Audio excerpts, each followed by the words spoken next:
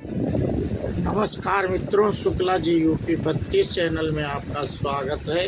और मित्रों, आज हम इस वीडियो के माध्यम से महाभारत की बात करेंगे।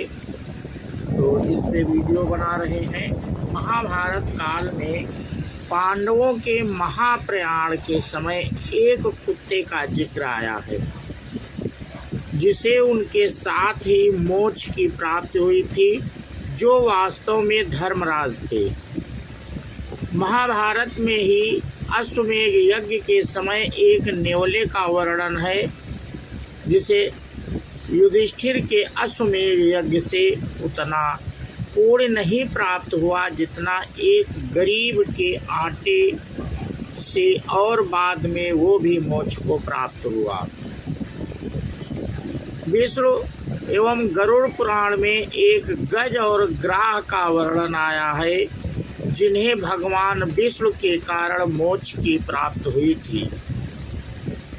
वो ग्राह पूर्व जन्म में गंधर्व और राजा भक्त राजा थे, किंतु कर्म फल के कारण अगले जन्म में पशु योनि में जन्मे। ऐसे ही एक गज का वर्णन गजानन की कथा में है, जिसके सर को श्री गणेश के सर के स्थान पर लगाया गया था और भगवान शिव की कृपा से उसे मोक्ष की प्राप्ति हुई। महाभारत की कृष्ण लीला में श्री कृष्ण ने अपनी बाल्यावस्था में खेल खेल में यमल एवं अर्जुन नामक दो वृक्षों को उखाड़ दिया था।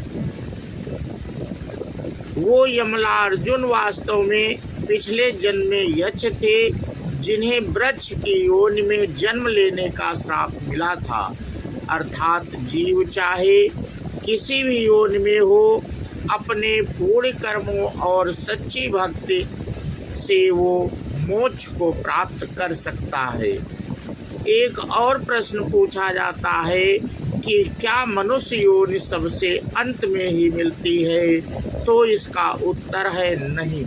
हो सकता है कि आपके पूर्व जन्मों के पुण्यों के कारण आपको मनुष्य योनि प्राप्त हुई हो, लेकिन ये भी हो सकता है कि मनुष्य योनि की प्राप्ति के बाद किए गए आपके पाप कर्म के कारण अगले जन्म में आपको अधम योनि प्राप्त हो। इसका उदाहरण आपको ऊपर की कथा में मिल गया होगा। कई लोग इस बात पर भी प्रश्न उठाते हैं कि धर्म ग्रंथों, विशेषकर गरुड़ पुराणों में अगले जन्म का भय दिखाकर लोगों को डराया जाता है, जबकि वास्तविकता ये है कि कर्मों के अनुसार अगली योनि का वर्णन इस कारण है ताकि मनुष्य यथासंभव पाप कर्म से बच सके। हालांकि एक बात और जानने योग्य है कि मोक्ष की प्राप्ति अत्यंत ही कठिन है। यहाँ तक कि सतयुग में जहाँ पाप शून्य था भाग था, मोक्ष की प्राप्ति अत्यंत कठिन थी। कलयुग में जहाँ पाप का भाग 15 है, इसमें मोक्ष की प्राप्ति तो अत्यंत ही कठिन है। हालांकि कहा जाता है कि सतयुग से उलट कलयुग में केवल पाप कर्म को सोचने पर उसका उतना फल नहीं मिलता जितना करने पर मिलता है, और कलयुग में किए गए थोड़े से भी पुण्य का फल बहुत अधिक मिलता है।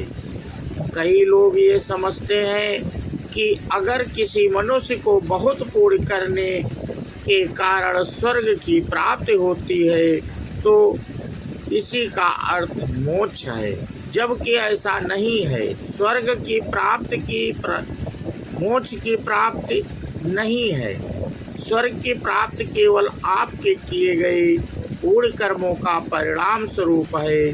स्वर्ग में अपने पुण्य का फल भोगने के बाद आपको पुनः किसी अन्य योनि में जन्म लेना पड़ता है, अर्थात आप जन्म और मरण के चक्र से मुक्त नहीं होते। रामायण और हरिवंश पुराण में कहा गया है कि कलयुग में मोक्ष की प्राप्ति का सबसे सरल साधन राम नाम है। तो मित्रों, आपको ये वीडियो कैसा लगा हमें कमेंट करके अवश्य बताएं। और जो लोग इस चैनल पे नए हैं वो चैनल को सब्सक्राइब कर लें, बेल आइकन दबा दें, जिससे ऐसे धार्मिक और ज्ञानवर्धक वीडियो का नोटिफिकेशन आपको मिल सके। इसी के साथ हम अपना वीडियो समाप्त करते हैं। बोलो श्यावर रामचंद्र की जय हो। जय हिंद, जय भारत, वंदे मातरम।